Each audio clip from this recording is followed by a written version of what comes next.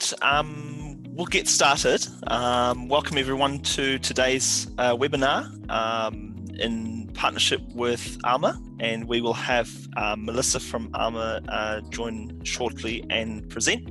Now, there will be some latecomers, obviously, and we'll get those guys at it as we go along. So those of you who've just joined us, we will shortly start everything. And just to welcome those guys who are just joining us now, and we'll just get underway. All right, now just a couple of housekeeping rules as we go through. And just to welcome Melissa here today she's the founder at ARMA, who will be presenting today's webinar. And obviously myself, I'm the Business Development Manager here for STAAH in New Zealand as well. So just some housekeeping rules. We've muted everybody. There'll be time for asking questions via the chat functionality at the end. And so keep those questions to the end. However, there will be my details at the end as well. So you can email me any questions you've got, and I can send those through to Melissa, who'll be more than happy to answer those questions for you. So I'll just give everyone a little bit of a background on STAAH itself. We've been recognised as an innovator in the hospitality technology solutions industry, providing channel management services, booking engines, and various products to help properties grow direct revenue. We've been around since 2008, and we've now grown up to about 9,000 properties in 90 plus countries. So this is pretty much representing in the world map, showing sort of some countries that we're operating in. So pretty much everything that you can see in orange is where we are now present, and that's sort of growing month on month. A little bit about our STAAH ecosystem, just to show you where your property sits and some of the products that we provide that obviously reach your guest sort of towards the end. Some of our key hotel partners that we work with here in New Zealand, overseas, and globally. Right, so I'll hand now over to Melissa. Very well welcome to this webinar, and she will take you through this revenue management webinar. All over to you, Melissa. Great. Thank you, Romeo, and hello everyone. It's my pleasure to facilitate this session in partnership with STAAH. Just a little bit quickly about myself. So I founded the Australian Revenue Management Association, which is an independent organisation which was set up really to provide educational pathways and to make education more consistent and accessible in this space for industry. There's a picture of me on the slide there with Romeo. She's one of the revenue management stars in New Zealand. And I founded also the APAC Revenue Management Summit. We've been running that since 2016 in Melbourne, and it's growing each year, and something that industry are giving us great feedback on and finding a value, which is wonderful. So our two primary products, we have a Think, Change, Grow program, which is a foundations online course, and we also have a university level product as well, which is the Graduate Certificate of Revenue Management. So why do we care? So we understand the struggle, that day-to-day struggle by a lot of operators.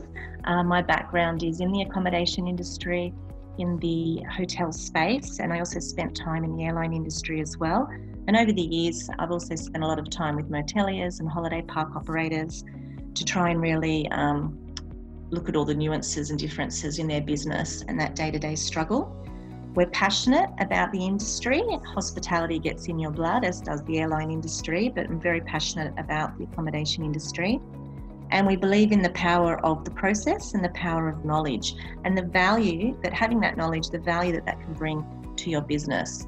I like to say that we aim for all employees to become revenue management ambassadors for their organisation, and through training that allows them to do so. Okay, so let's jump into it. I also usually like to start my sessions with these two images, or, I'm always trying to find images that resonate with me about this discipline of revenue management and how I feel about it. And this one on the Rubik's Cube there, some of you might recognize that from your childhood perhaps. And I like that one because to me it sort of shows that there's many moving parts to this discipline, and it's a constant work in progress. And we're always trying to get those sides to align as well as we can to optimize our revenue and our profits. But it's challenging, and often there's a temptation sometimes to sort of peel those stickers off, make all the sides look pretty and perfect on the outside, but really on a day-to-day basis, we know things aren't really ticking along properly how they should underneath. On the other side is an image, what do you value? And really more and more so today in the industry, but it's just so important for us in the revenue management space, trying to identify what our customers value and then develop pricing and products around that can be presented to them at the right time. And what they value is driven by their purpose of travel, okay? Also value add, you'll be hearing that a lot more in the industry today. So our industry is very good at discounting, but we're trying to move away from that and look at more ways where we can add value and raise that perceived value of our products. And I wrote an article recently which talks about some of the, I'll just get you to jump back one slide if you can, Romeo, just back to the images. Thank you. I wrote an article which talks about some of the key properties of value, and I'll just go through a couple of those points. So value is what matters to the customer. Value is perceived and subjective. So that value for price relationship is different across customer groups, depending on their needs, wants, and sensitivities, and again, driven by that purpose of travel. When you're traveling for business, it's different. Your needs and sensitivities and what you value is different than when you're traveling, say, with family or friends. And value is what the customer is buying. And when value is absent, unclear, confusing, or it takes a long time to try and decipher it, then the price perception becomes unclear to the customer. The absence of value and or the delivery of value can erode your reputation and your profits. Now, customers will pay for value, and just some of the value drivers are things like quality, your reputation and those reputation scores, reliability, and a sense of trust and security. Past experiences, both good and bad, become a point of reference from which your customers then measure future value from. Okay, great. So let's jump over to the next slide, which is a great testimonial we received a few years ago now, and this was from an operator in the holiday park space. Now, what I love about this testimonial is that this particular operator didn't have any fancy automation tools that were helping them with their revenue management, implementing their revenue management strategies. And all they did was looked at their business with a fresh set of eyes and tweaked a few things. And for this particular property, I believe they flexed some of their traditional terms and conditions and also implemented a lot more dynamic pricing. So they flexed their price point to market more and more often. And they saw an increase in revenue well in excess of 100K. So, and again, they'd been operating the same way for years, and that was unseen and hidden revenue that was out there for them. They just needed to make a few tweaks in order to capture it.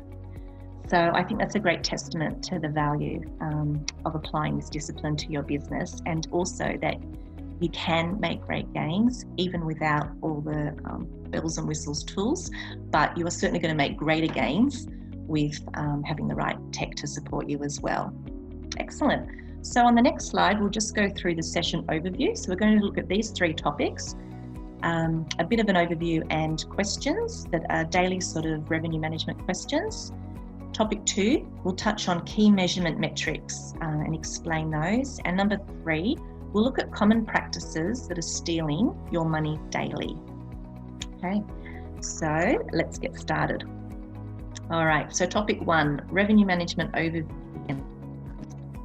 To start that with just a definition of revenue management.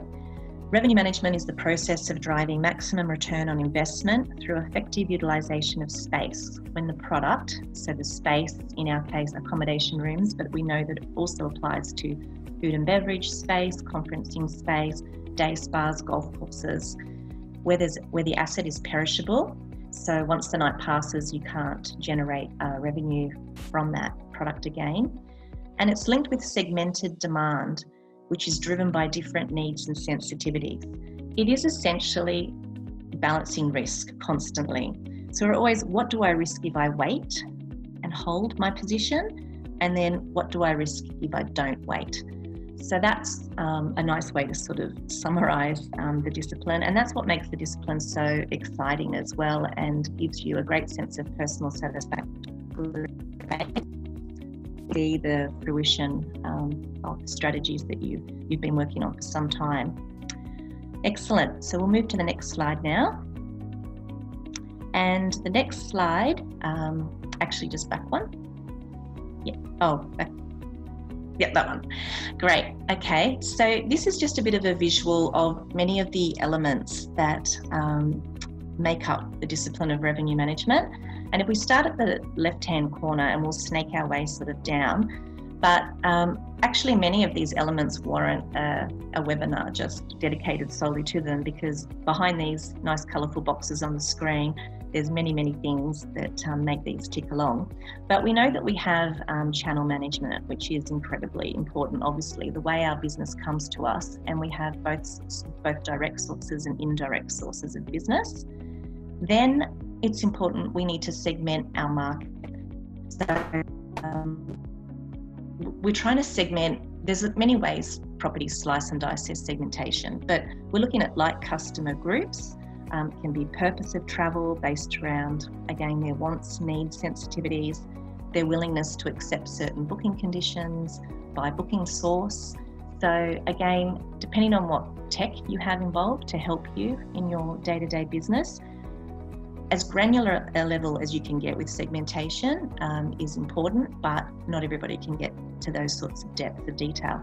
But having some sort of segmentation and making sure you review your segmentation often as well is important. Then we're trying to obviously price products competitively for our various market segments and apply, dynamic pricing, so flexible demand-driven pricing.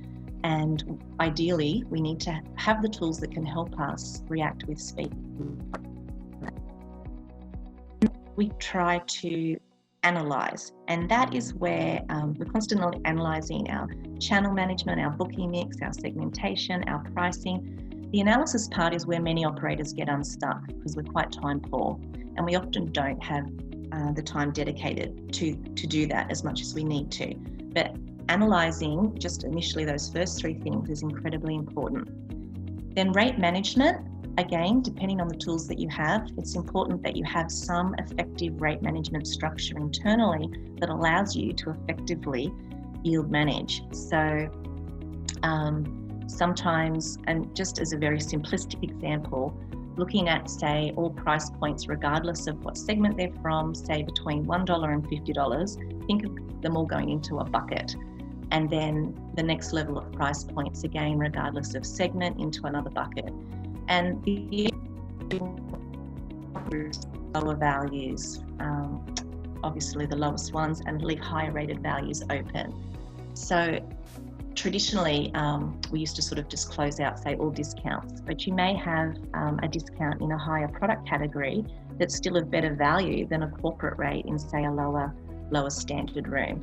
So making sure you've got some sort of internal effective management structure for your rates is important to allow you to be able to apply some elements of this discipline. And again, of course, the more tech that you have as well and automated tools, that really helps take care of all of that for you.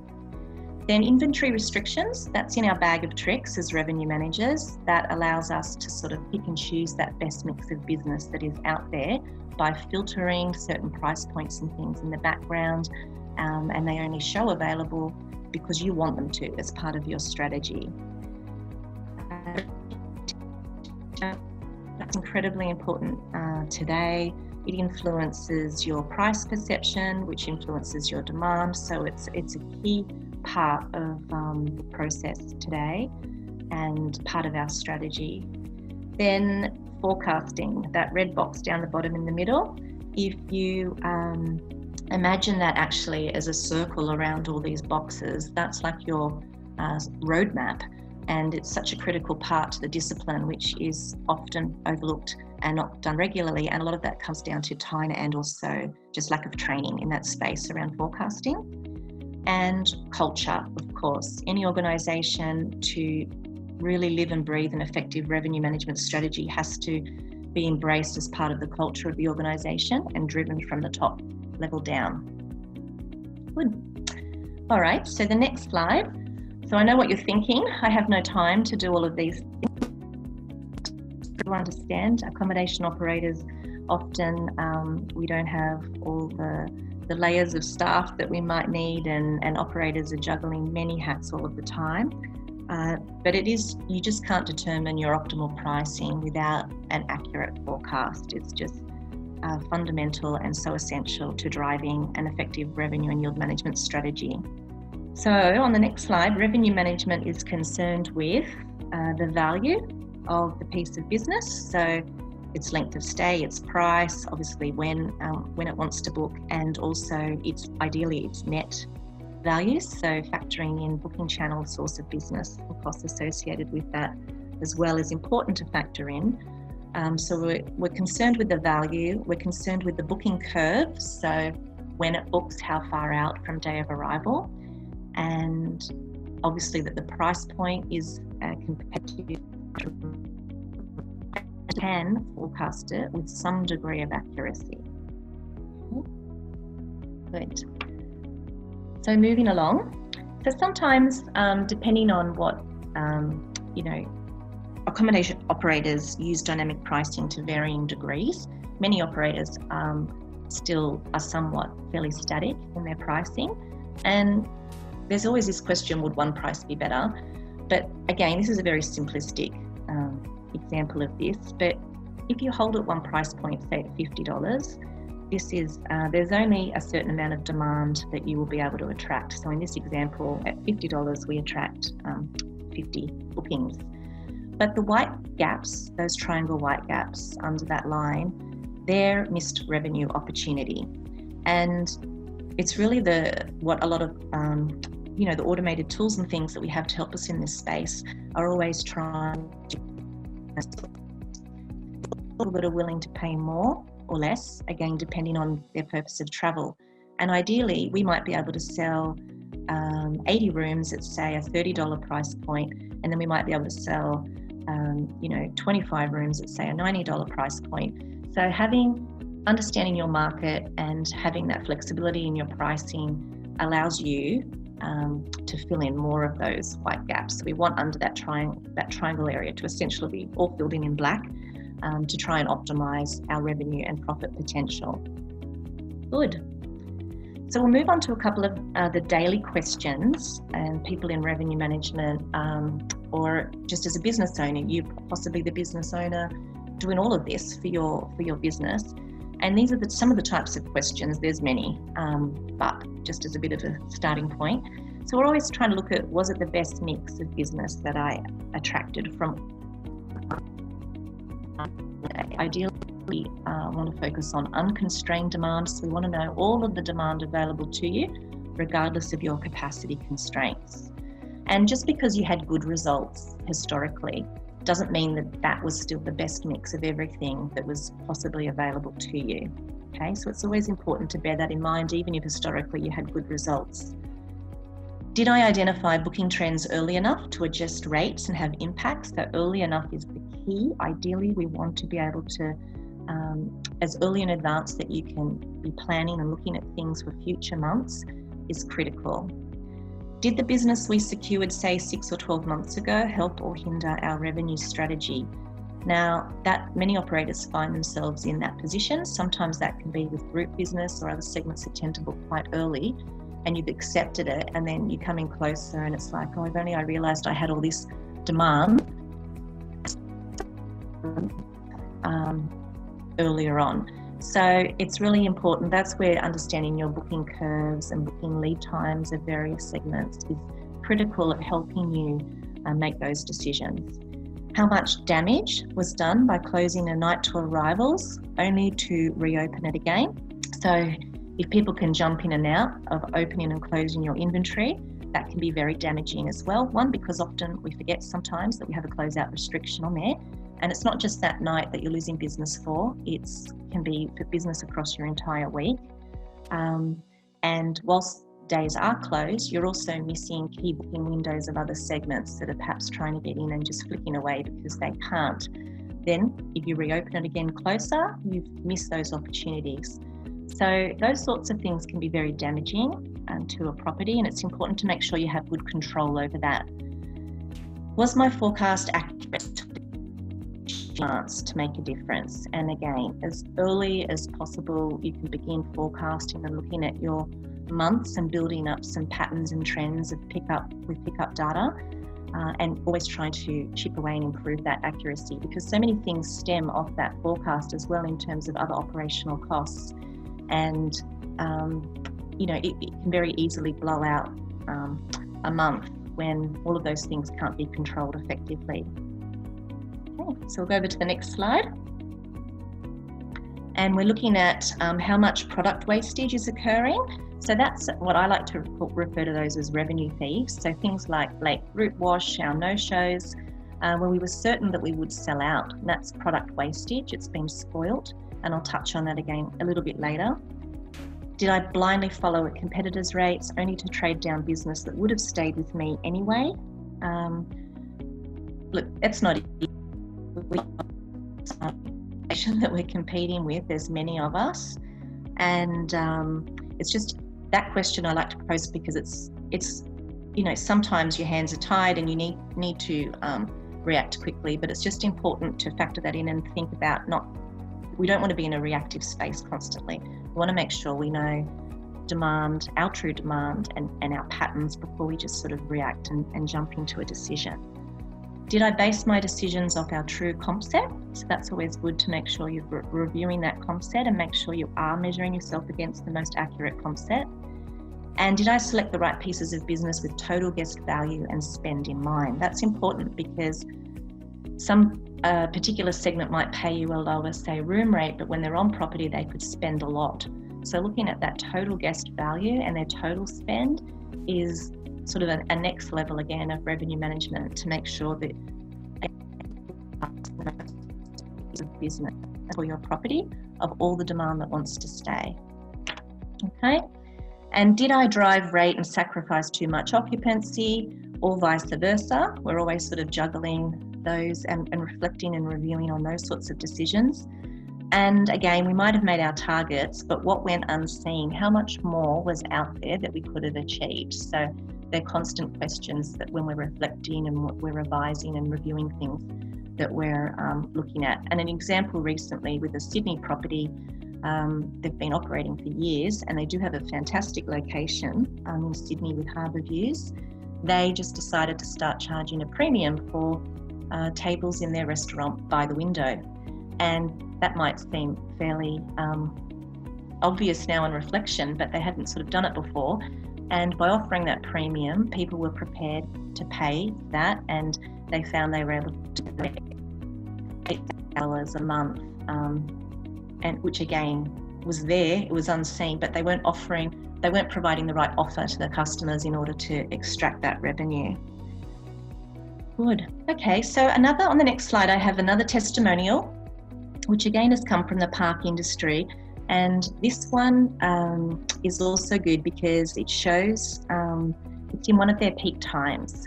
And basically, again, they went back, didn't have any fancy automation tools to help them, but they looked at greater revenue has occurred year round in one of their peak periods. They saw a 40% increase in tourist revenue despite an 8% increase in occupancy. So they were already busy, it was a peak time, but they were able to extract a better mix from that demand. So they didn't really have much room to grow their occupancy anyway because they had demand. Looking at a lot of these sorts of things that we're discussing, they were able to select a better mix of business which generated more revenue for them. Great. All right, so we'll move to topic 2 now. Just going to look at some of the key measurement metrics explained. So on the next slide, after this one now, so we can move along a slide, Romeo, please. Great. So just back one. Excellent.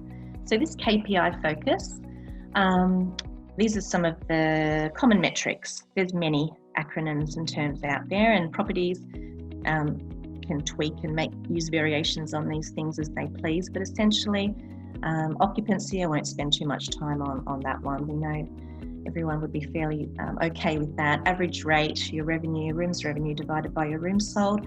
Then RevPAR, taking our room revenue and dividing that by your physical capacity always. So we just say you have 80 spaces to sell, 80 rooms, you'll take your revenue and divide it always by those 80 spaces. And often people are like, well, what does that really tell me? But think of it as like a revenue return on investment for each of those physical spaces that you have to generate revenue from for your owner. But on its own, it doesn't actually mean anything to you. If I just gave you one RevPAR figure, it wouldn't really tell you much. It becomes useful when you can use it in comparison to another like period, because instantly, without knowing the occupancy or the average rate, if I just look at them two RevPAR figures, I can determine which one brought in the most revenue. Now, it doesn't indicate profit, and that's very important to also factor metric. Another way you can calculate that is by multiplying your occupancy times your average rate, and you will get a figure that's very similar to doing it this long way, taking your revenue and dividing it by the capacity. And then so a net RevPAR figure is also really important to be able to monitor that as much as you can. And sometimes that can be difficult for some revenue managers, again, depending on the systems and tools they have available to them to get access to this information quickly. But really what we're looking at with the net figure is it's taking the revenue and taking away the variable costs. So primarily that cost of acquisition. So you can get a much truer indication of how profits are tracking as well. And you divide that by the capacity. Because again, the RevPAR might be higher, but depending on your channel mix and where you've taken your bookings month, if you're just focusing on RevPAR, things cannot look so good. So that's why looking at it in a net version is also important. Some properties will remove that variable cost associated and then add in other revenue as well, and then divide that by the capacity. So there's various ways you can play with that, but it's just important to make sure that you are thinking along those lines and you're not just focusing on RevPAR solely. And then there's growth. That's another figure. This year minus last year divided by last year, and you times it by 100. That will show you on any of these key metrics just growth year on year as well, which is important to measure. And if we jump to the next slide, this is just an example where it shows the average daily rate is just back one more please. Yes, average rate is no reflection of revenue performance. So we just look at this. You can see here that in the green that the average daily rate for both is $200, but the revenue in the black is different because of the different occupancy levels that was achieved. But in the yellow, it gives me the RevPAR. So again, same ADR, but different RevPAR figures. And if I didn't look at anything else and I just looked at the yellow RevPAR figures, I would know that the second line with the higher RevPAR, that brought in the most revenue. But again, I don't have any information on channel mix and booking sources, etc. So I don't know any of the costs associated, but that's just a very simplistic example where ADR is no reflection of revenue performance. Okay. Good, so we'll move to the next slide. Now, GOPAR is a really important measurement metric that you'll hear more of, gross operating profit. Your gross operating revenue minus your gross operating expenses. So you're factoring in both the variable and fixed costs of doing business and dividing that by your capacity, okay? So if you're having like weekly revenue strategy meetings, which are important, whether that's with a team or whether it's just with yourself, getting access to these sort of figures from finance and making sure everything's ticking along as you are hoping them to, and is important. So again, it allows you the chance to jump in and make changes, and reduces the level of shock you might get as you're nearing a month or coming to a month end as well, because you've been looking at these things along the way. Now, and again, go past some properties, slice and dice that again at looking at the whole property, the holistic view of the property, or just separating that into various departments as well, breaking it down to a more granular these calculations, as long as you understand the purpose of them, and then make them suit your property and what you're trying to analyse. Good. Now the next few, MPI, ARI, sorry, just a couple more on that slide prior. There's some important index figures which are benchmarking. So we have our own internal property figures, the ones we just touched on. Then it's important from an analytical perspective that we look at broader, our performance in the broader market. And that's these index figures, MPI, market penetration, ARI, average rate index, and RGI, revenue generation index. And you can get reports that provide this information for you. And what it is, it's your property figure. So MPI is occupancy. So it's your property divided by the comp set average times 100. And ARI is average rate. RGI is your revenue. These figures is, if you think of it, and a good analogy is like a pizza, where if we all got our fair share, sort of you get, once you do these calculations, you get a score. And if it's 100, it means it's fair, sort of fair share, like think of everybody getting the same slice of pizza. But if you get a score above 100, then you're outperforming your competitive set, so you're getting a bigger slice of the pie. And if you're getting below 100, then you're underperforming against the comp set, and you're getting a lesser slice. Now, again, it's important to describe in your analytical work, it's important to describe the degree of over or underperformance with these index figures and put them into some sort of perspective. We're trying to hope or look that they're in some sort of balance, because if you've got your ARI outperforming and then your occupancy way underperforming, you know, perhaps rate's too high, or rate is offsetting occupancy too much, things like that. There's many things to look at, but an academic research paper from Hayes and Miller in 2008, they referred to describing those index figures. So if it's in the 90s, it would be described as a slight underperformance or in keeping in line with the market. But if it's between 80 to 94, then you would describe that to be moderately low. So I just like to steer people in the direction of making sure that you sort of describe the degree of market performance, because that level of degree is what will invoke sort of a reactive decision and the necessary or subsequent action to be taken. So it's important just to sort of keep things in balance and in perspective. But that's a very important next step of real rushed revenue management strategy decisions. And again, you can apply growth figures on those as well. This year minus last year, divided by last year times 100. You may have outperformed for your own internal measures, but you might have underperformed in the market, but you may still have had growth year on year. So there's three very key pieces that are important to look at when you're analysing and trying to approach decisions around your revenue. The next slide, we'll touch on topic 3 now. I have touched on a couple. Hopefully, bookings are dropping into your supply ratios to your demand are changing all of the time.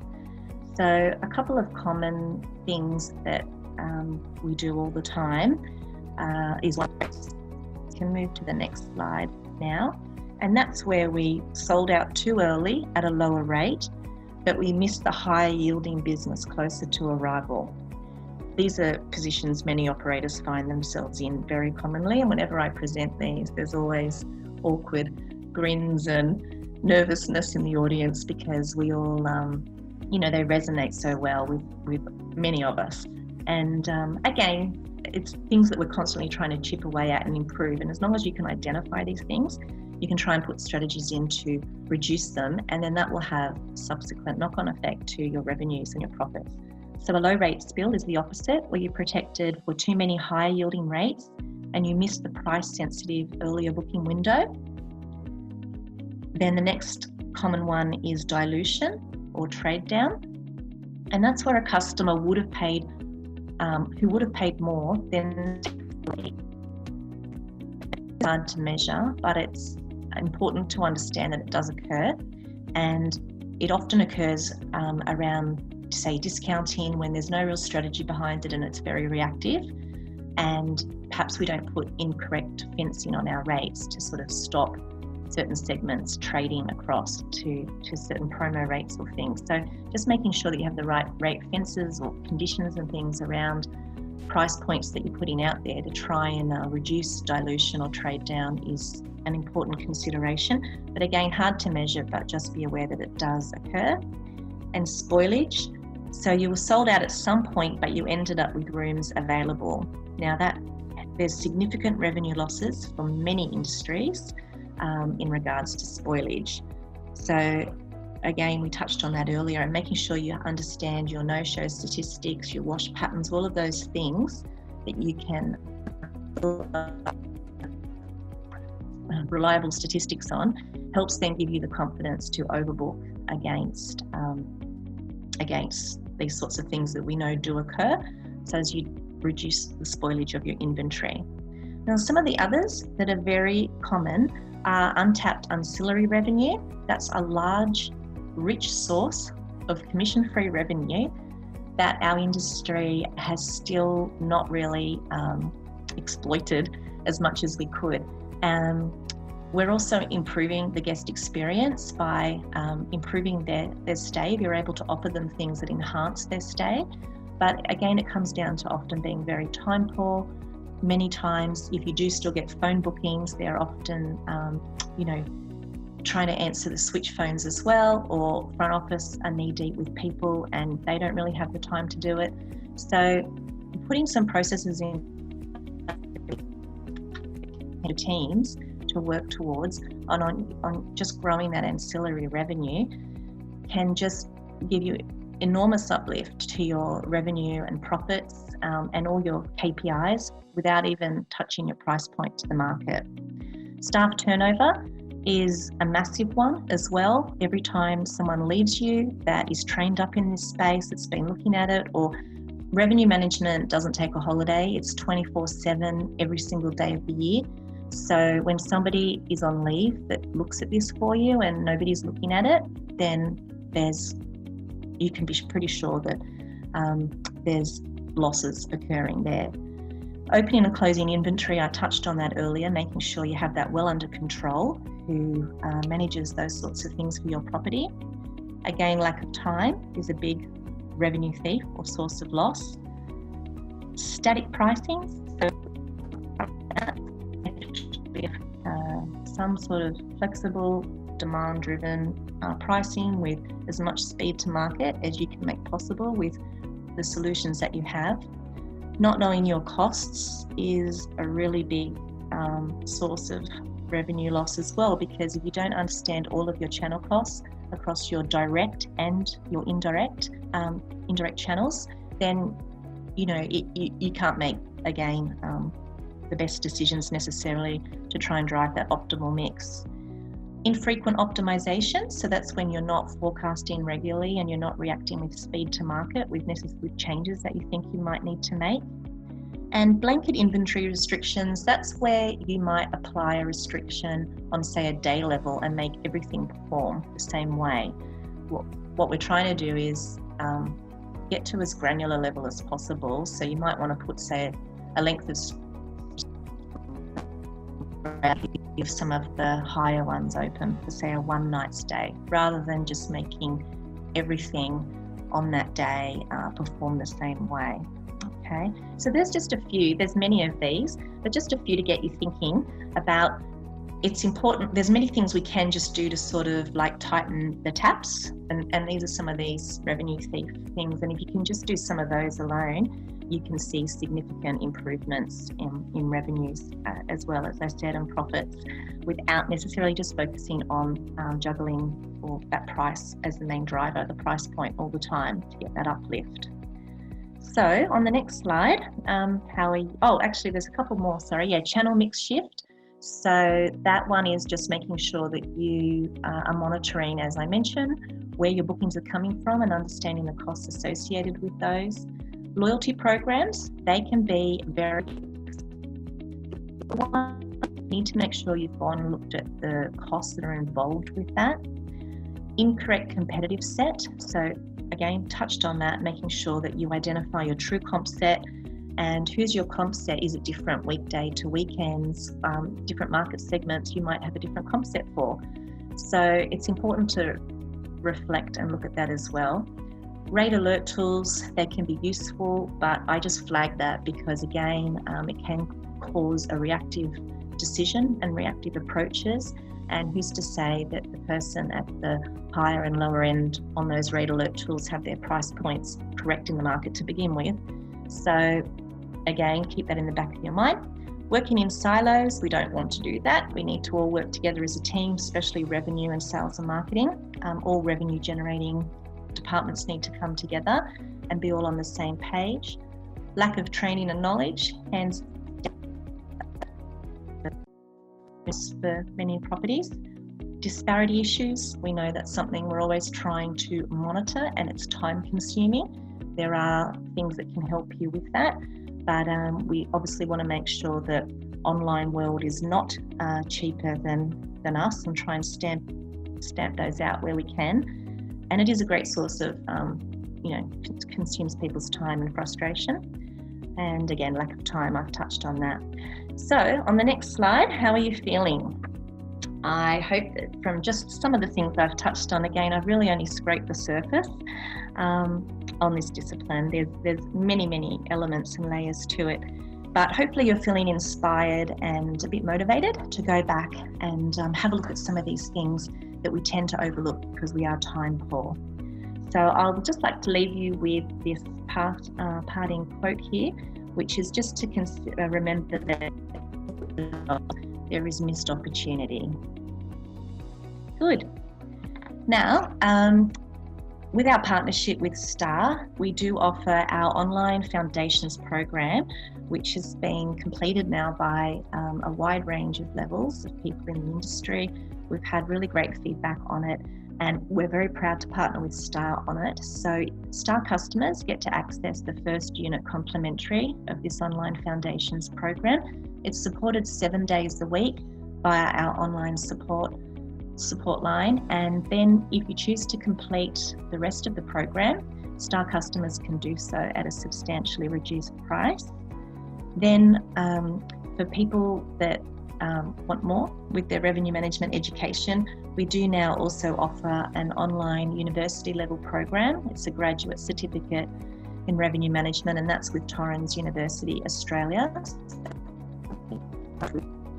We've had our third intake through it now, and the numbers are growing. And again, a lot of industry professionals are saying that they really have been finding value in it and enjoying the flexibility of studying that while they're working.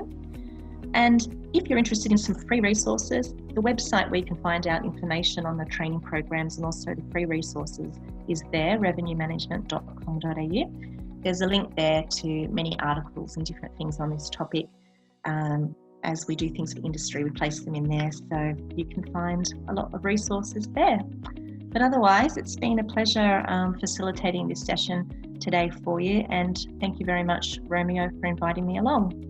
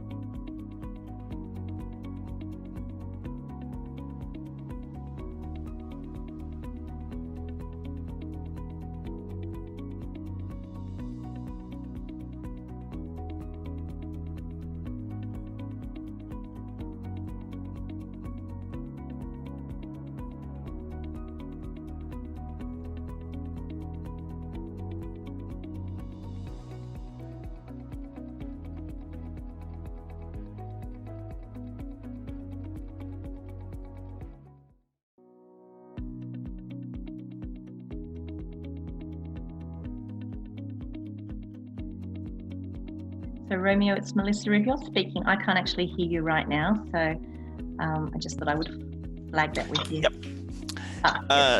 No worries. Thanks everyone for joining our webinar today. So if you have any questions, do feel free to chat and ask Melissa for those questions, and she will reply before we wrap it up. I can see a message here from Alicia. Yes, the slides can be made available. They will also be available later on in the month on our YouTube channel. So that's just on the STAAH YouTube channel. There will be a recording there as well. Yes, you'll be able to go and view the recording, but we don't email the slides to people, but there'll be a way that you can access them, correct? Yeah. Anyone else have anything that they wish to ask?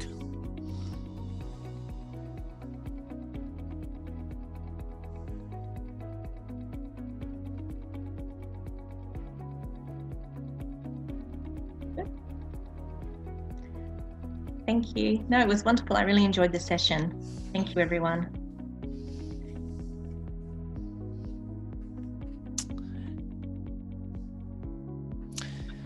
Right, so if no one has any questions, as you would have seen when we sent the invite out, there was a little prize at the end of this.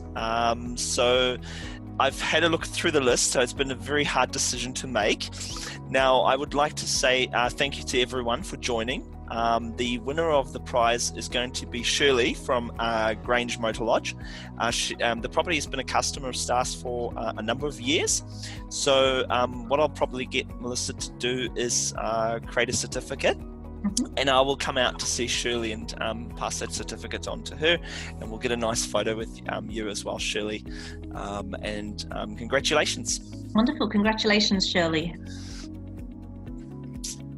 Right, so if there's no other questions from anybody, do check out our YouTube channel on our other webinars that we have made available in the past. Like I said, this one will also be available there in the next couple of weeks. Do check out our blog as well, which is blog.staah.com. Now, there is a lot of tips on there, and you'll also see some articles in there that we have done with Melissa in the past that are quite helpful. Okay, so again, if you want to reach out to me directly, there's my email address there. Flick me an email. Like I said, if it's anything regarding today's webinar, I'm more than happy to pass that on to Melissa, and then she will be in touch. Right, thank you very much, everyone. Have a wonderful afternoon, and thank you for joining us today.